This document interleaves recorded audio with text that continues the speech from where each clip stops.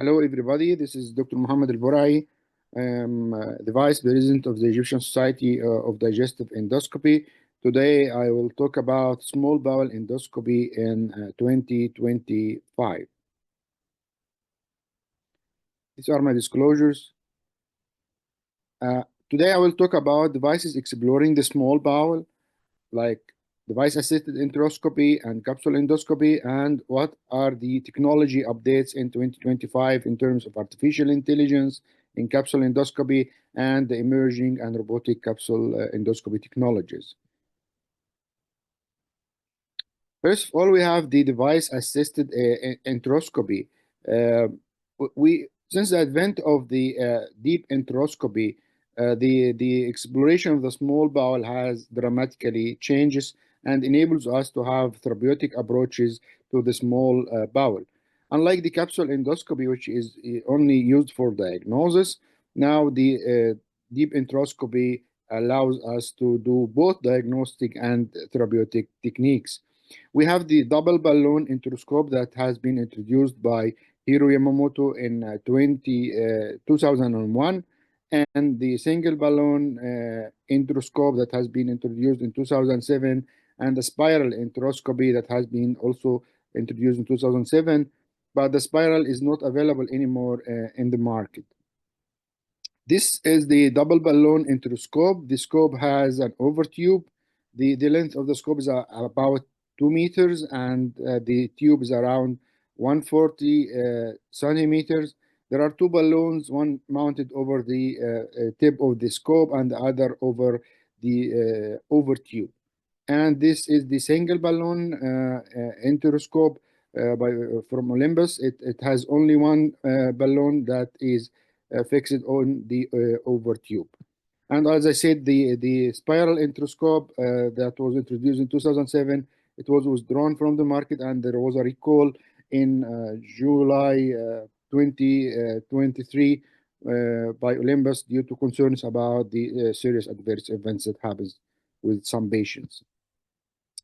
This is how the enteroscope works. The tubes and the enteroscope and the tube are introduced post the papilla, and then the scope is fixed by inflating the balloon of the overtube, and then the scope is introduced, and then the balloon of the scope is inflated, and the tube balloon is deflated to be introduced following the scope, and then we repeat this maneuver till we get deeper as much as we can.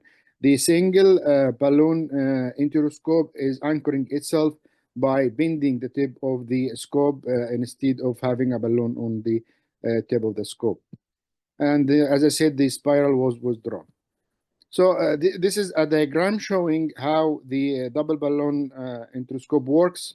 We have a balloon over the tip of the scope and the other balloon over the tube, and then we fix the tube, the balloon of the enteroscope inside the small bowel, and then we move the over tube. What's important here is to have to look at this mark on the endoscope, which is the white mark that you have to stop pushing the tube after bust this mark, because it will destroy the balloon of the scope.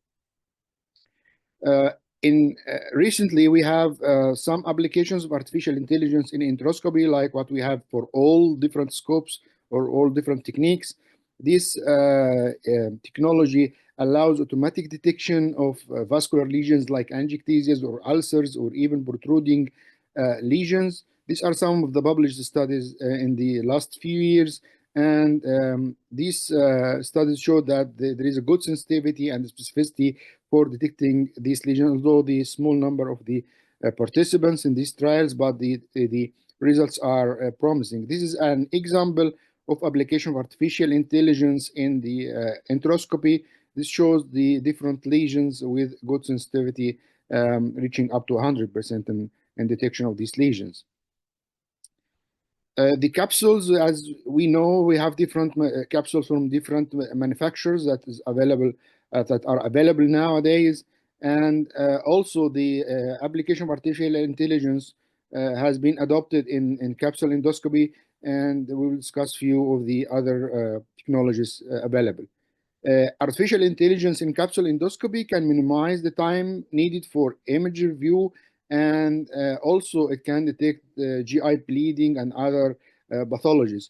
This is an example of application of artificial intelligence capsule endoscopy, showing the different lesions that can be highlighted, and also we have like a heat map for each lesion, so you can see them easily.